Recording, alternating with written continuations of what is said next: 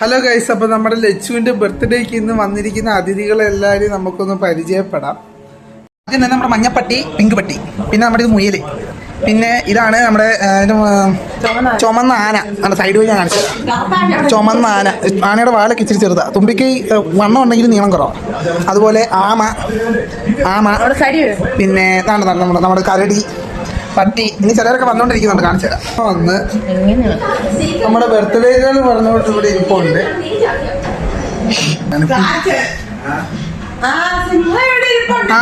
സിംഹം ഇവിടെ ഇരിപ്പുണ്ട്. വെള്ളം കുടിച്ചോണ്ടിരിക്കുക സിംഹം. പിന്നെ സിംഹത്തിന്റെ ഭാര്യ.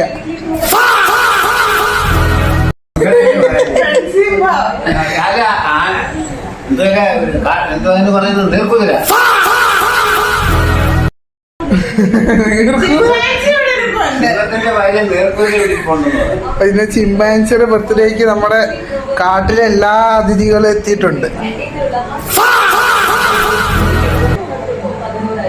ഇന്ന് എഴുതിയ ആൾക്ക് എഴുതാൻ വലിയ കഴിവില്ലാത്ത പിള്ളേർ എഴുതുന്ന പോലെ എഴുതി തന്നിട്ടുണ്ട്. ആയിട്ട് മെഴുകുതിരി കത്തിക്കുന്ന ലച്ചു.